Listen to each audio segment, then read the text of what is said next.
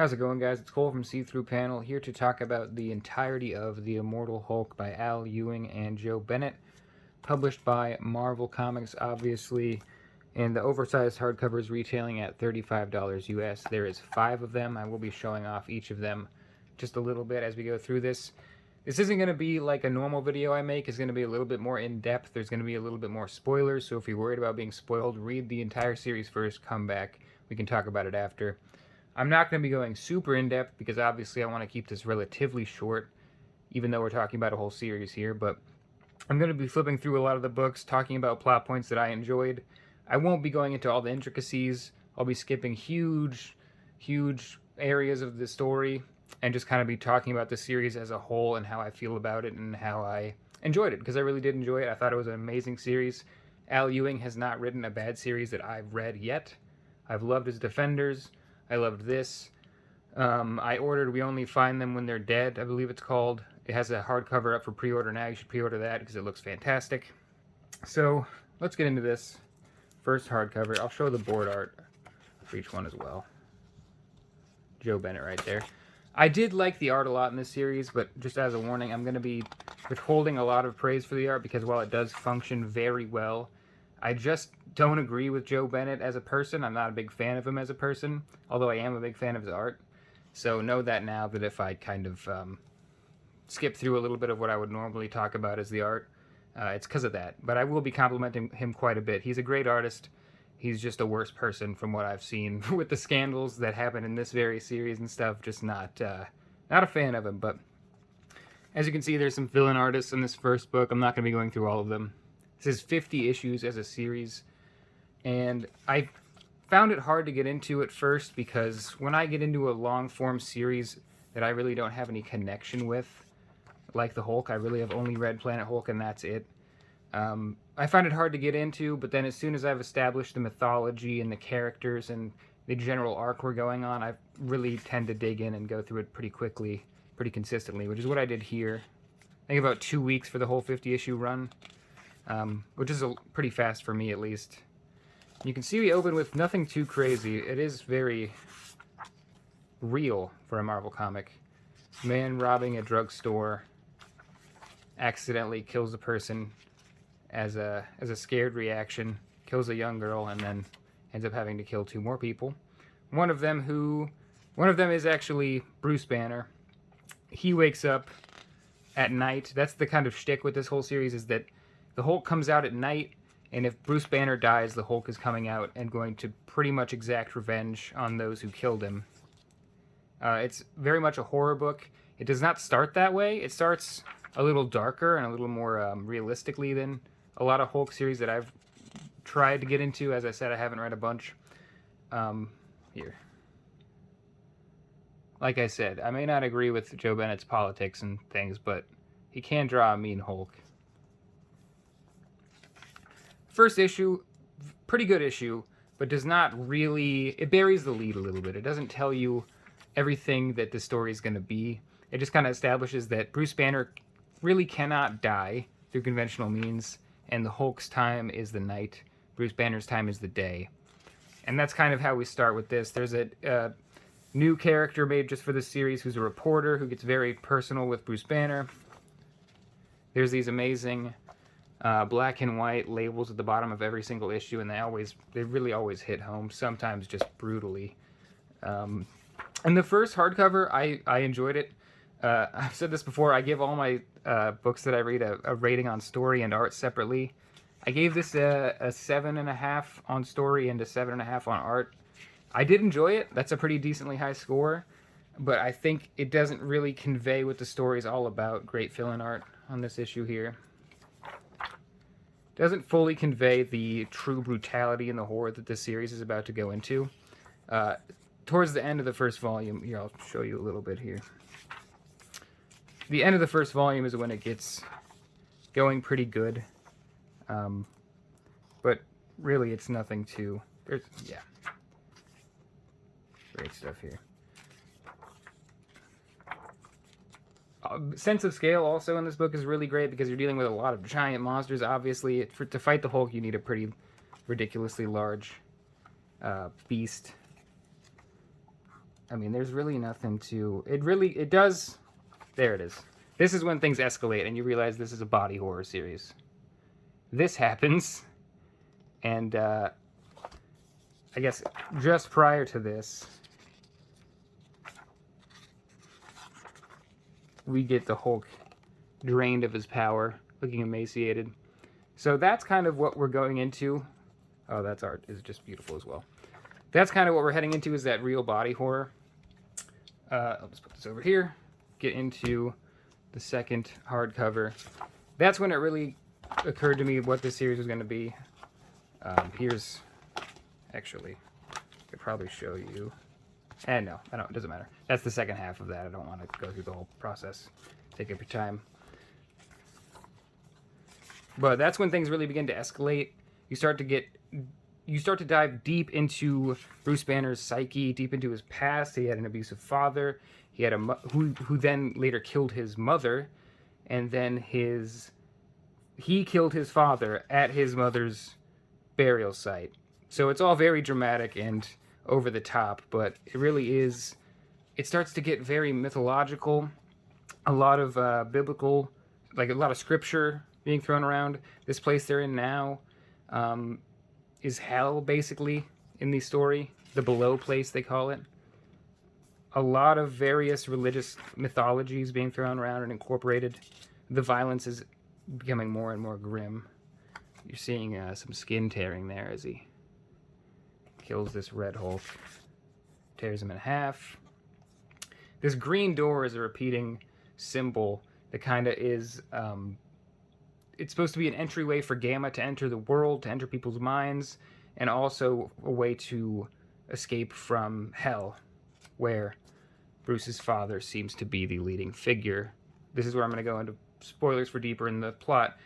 It's not actually Bruce's father. Well, it is, but it's not entirely Bruce's father. It's the One Below All, which is a Marvel mythology, which is like kind of the opposite of the One Above All, which is God or Jack Kirby in some instances.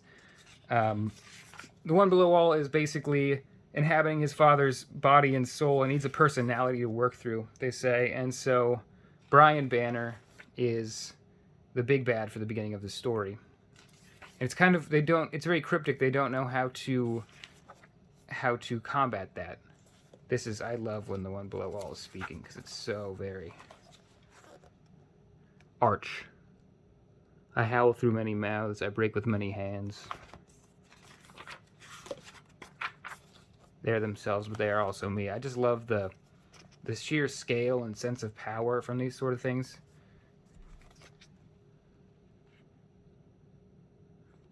That dialogue is great, combined with... I guess I can't show you, because that's who I am, if you read the previous panel. That's when things really kind of come into the full frame, the full picture is shown. My dog's running down here, if you can hear him. Where we're dealing with the potential end of the world through the Hulk destroying not just the Earth, but the entire universe at some point, as a real possibility. And that's when things begin to escalate, and now you kind of are on this cosmic scale, where you're dealing with not just the body horror, but you're dealing with the ending of the world, how to circumvent that. Many characters from Bruce Banner's life coming into play, like his ex-wife, Betty Ross, and her father, and his various personas are definitely still at play here. We've got Joe Fix. I didn't know any of this stuff, by the way. You don't need to know anything about it. I had no clue what anything was, but it's pretty well explained. Let's see if we can get pretty brutal set of panels here. It is pretty well explained. His whole background and supporting cast is Doc Samson. The various personas, like I said, Joe Fixit is in here. The regular big dumb Hulk. The new Hulk is the Devil Hulk, and he's eloquent when he's around, and he has a mission that he's pursuing, and he's in charge. And then there's Professor Hulk's nowhere to be found. They bring that up. And I don't know what that is, but it sounds like just a smart Hulk. But it is very interesting. The green scar from Planet Hulk's around. I'm trying to think of what else, but yeah. Doc Samson, like I said, obviously. Walter Lankowski. Gamma Flight is Alpha Flight. So now Alpha Flight is this other set of characters that you're following who go into a subset of Alpha Flight called Gamma Flight, where it's Puck, it's Crusher Creel, and it's Titania and stuff. Bunch of Marvel characters. Not normally my thing, but the package is what I'm here for. Like, I can deal with a lot of the Marvel superhero-ish stuff because Al Ewing is such a great writer and has so much more subtext and so much more meaning to all the things he's doing. I think he does them for good reason. Abomination shows up right here. Rick Jones shows up, I should say. All these are just names I just learned from this series. So that's going to cover most of my talk through the main like plot and the story and everything. My actual thoughts on the series are, I think Al Ewing is close to being the next Alan Moore.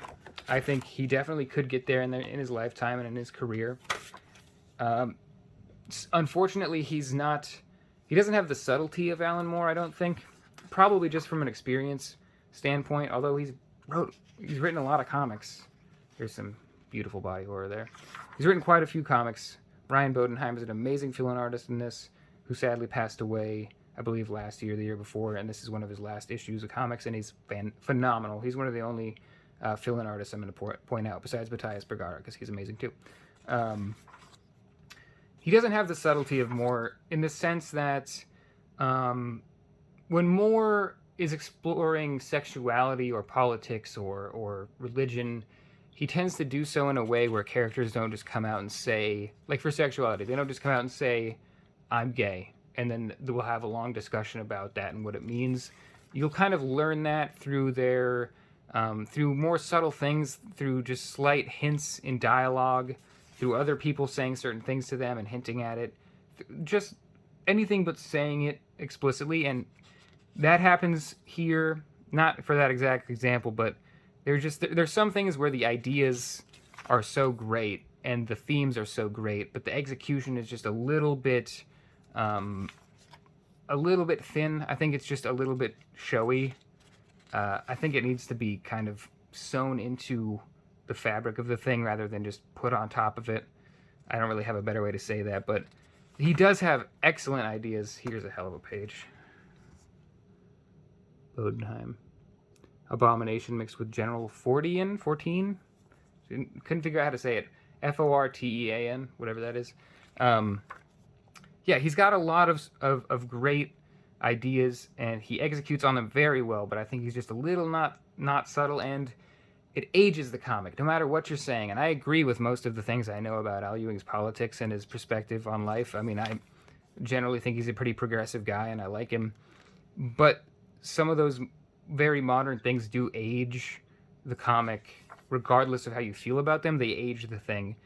And that's another thing, is he keeps throwing in pop culture references. When someone asks, Amadeus Cho asked Bruce Banner if he still plays Minecraft on Peaceful, and I had to put the book down and come back to it later, because I was like, why are you aging and dating and ruining this comic that's so close to perfect, which is something that's so difficult to do under DC or Marvel. It's so hard to make a comic this good. Just don't age the thing. Don't say Minecraft. There's some issues there. Those are probably my only issues. Are just, I don't want him to date the thing, and I want him to be a little bit lower key with his ideas, because he's got some highbrow ideas. That's only with the really human stuff, really, that I want subtlety. With the other stuff, he does phenomenal. With the cosmic and the mythology, he weaves them perfectly together into this Marvel mythos that you don't really, or I don't really, care about, but he makes me care, and he adds on top of it, and he gets these great, grand ideas, mixes it with real-life religion, mixes it with scripture and big sci-fi ideas. Here's where it gets really crazy. Volume 3 is the pinnacle of the story for me. This is what the highest rating I gave any of the hardcovers. It's when it just goes off the rails. End of an issue. A lot happens in this issue, but the big thing is the like post-credit scene. Basically, it's eons from now at the end of all things. The one above all, or whoever this may be, maybe it's on him, shows up to basically offer to Bruce Banner the deal that Galactus got, where this age is coming to an end. You're the last existing being in this age. We're going to go to the next age together, and you could be a powerful force. And Bruce Banner says, nah, I'm good. And then he eats him, which is crazy. And it's all made much more epic and grandiose by this backdrop text here that's been repeating since pretty much the first issue of the series. There are two people in every mirror. There's the one you can, and there's the one you can see, and there's the other one, the one you don't want to. And that and one other, the right hand is mercy kind of thing, just gives me goosebumps whenever he'll repeat that in a issue, because you know that this issue is just huge things are happening, and it's so meaningful and so eventful. And this is a nutty one-shot, such high concept sci-fi with its own language almost mixed in, and its own world, and a lot of crazy just world building going on, and just this singular issue that's basically just there to get Cosmic Hulk breaking planets with by accident as he passes by them. This is some of my favorite pages. This is a depiction of the One Below All inhabiting the Hulk. And you can read that. I won't read it for you, but definitely some of my favorite pages. This is where I think the series was at its best, when it was alluding to these grand things. It is much harder to actually pull those things off and to incorporate this possible future we're being shown into the ending of the story, which it does and does not do by the end. But this was a phenomenal... Like, he could make just a sci-fi series based off of this idea, but really all it's there for, going back to Joe Bennett, is to introduce the leader, which is the end 2 pages, just like, hey, throw that away. That was just to bring the leader into the story. Who I enjoyed as a character. He becomes pretty much the primary big bad for the rest of the series after Zemnu in the next volume, and the Minotaur shows up from Roxxon. This is backwards. I'll let you figure that out. But this after those pages that I really love that I showed you, that's a great one too. After this, this just also gave me the chills. It's backwards, which is just kind of for effect, but it is really cool. It worked on me. Yeah, that was some horrific stuff to just imagine. This plays out in the end, this language here, and it's much less horrific because the black background and the backwards writing just makes it so ominous, and you can't see it, and it's like you're kind of figuring out in your head. And it is very horrifying in reality when you do see it in the story, but it's so much more horrifying when you don't know what's going on. And that's why I think the third volume works the best. Third hardcover works the best, because it just hints at things to come and these grand ideas, and you don't actually need the execution for those ideas to be good. And while the execution is very good, it can't possibly meet the standard you've set when it was just all in your head and you were trying to think of what could possibly be happening. Ugh, this is gross. I don't even need to show you the full wraparound, because I'm going to show you the pages that occurs on, and they're gross. Javier Rodriguez shows up for this fill-in here. Ooh, some nasty lines on the hardcover there. Drawing my favorite Marvel character, put to good use there, but not necessarily important to the story. I don't even need to go into that. This is when Zemnu is introduced, and it's really cool, and I really enjoyed the arc. I think that's probably right after the third hardcover. That's probably one of my favorite arcs. That or the one right before the third hardcover. But things get really dark. We keep delving into their backstory. And I'm going to show you some of the grossest stuff. We get the origin of the leader and a lot of backstory into the leader. Actually, here. This I found... I know it's just supposed to be like a Lovecraftian, grotesque monster thing. I don't know what it is, though. Because this is a face, clearly. And I don't know how to make that into that. I couldn't figure it out. Almost a little Drie-ish, with a little more ink, but... Some Mindscape stuff. Oh, did I even show... Nick Pitara showing up. I hope I didn't, did I? Nick Pitara shows up and does a really great job putting lines everywhere in the mindscape of Bruce Banner, and it's amazing. And I can't wait for his Kickstarter thing that's coming out. I already read it in the PDF form that they sent everyone, but I can't wait to show it off on the channel because I just love his art. I can't recall the name of it, man. It's got like Joe in it or something. It's just a guy's name. Something about an axe. Oh well, not this video. This is the stuff that, yeah. This is the really grotesque stuff. I mean, it keeps happening and happening in the story. And I've skipped through a lot of the body horror because I think the shock factor is there. You should definitely see it for yourself. I don't need to show every grotesque panel that Joe Bennett draws. And he draws them very well. I think I'm going to start wrapping up here, so I'll get to the last. This is the final hardcover. If you don't want to see pages from the very end of the story, and it's a great story and you should read it, don't look at this. Starts with an awesome fight between the Hulk and the Thing, who I just love as a character because he's so wholesome and forgiving, and he embodies all the things that a superhero should embody. But the ending, not to get too into it, I'm not going to just straight up spoil the whole thing for you, but I enjoyed it. As I got nearer and nearer to the ending, I knew there was only 50 issues.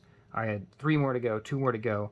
Thankfully, the last issue is 80 pages. It's basically 4 issues. Because I was getting worried that there was no way they could possibly wrap up the story in any way, in any good fashion. Luckily, they gave it almost a trade's worth for the last issue. And it wraps up fairly clean. There's some things...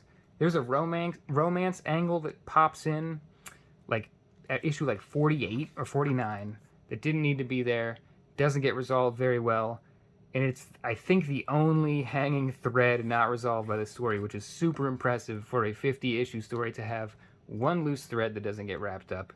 Otherwise, it was a phenomenal issue. I'm sure not everyone was satisfied. It was a very heady, do with it what you will kind of ending, which I tend to be 50-50 on. I think it works when Ewing does it, because this has been a heady story. It's been cosmic all over the place, giving you scripture like every other issue, and you figure out how to incorporate that into the Hulk. But I was quite satisfied with it after a reread of the final issue. It does go back and give you some Ohio 1901. Some backstory into the Banner family and Sam Stearns, the leader, and how those things are related. And yeah, I found it to be a very fun... I'm going to straight up show the last pages here. I'm not going to tell you what they mean, but I think they're very cool, and I wanted to show them off. Just the scale of it, that is.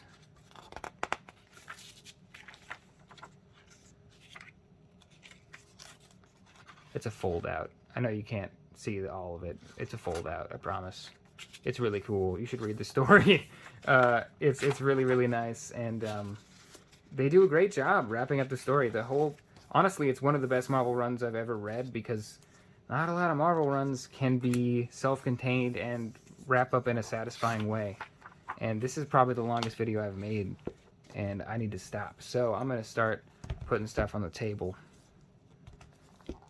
Overall, one of the best runs of a superhero comic I have ever read. It is up there with Frank Miller's Daredevil and basically all of Frank Miller's superhero work. It's up there with some Alan Moore stuff. It is beautiful, beautiful comics. And the art does not hurt. It's pretty much phenomenal the entire way through. Al Ewing clearly knows how to write for his artists. When there's a fill-in artist, it's very different stylistically, and it all comes together to make this whole, and he breaks up those fill-in artists to have one-shots and things like that, so it doesn't detract from your... when you want to see the grotesque Hulk fights and the skin tearing and the ripping in half, Joe Bennett draws that. He draws that all for you. The fill-in artists are there to give you backstory, to incorporate new ideas, to bring in new characters, or to pull some threads that were lingering. It's a supremely well-planned and executed story. I enjoy it immensely. If you have watched this entire video, thank you for sticking around and listening to a man ramble endlessly, because he doesn't want to edit videos, so he just rambles in one take. But I appreciate you guys sticking around. Let me know what you thought about this. If you're going to talk about the ending, please mention that above when you're talking about the ending, because I want to talk about it too, because it's crazy, and I'm curious what you guys thought. So thanks a lot for watching, guys. Peace.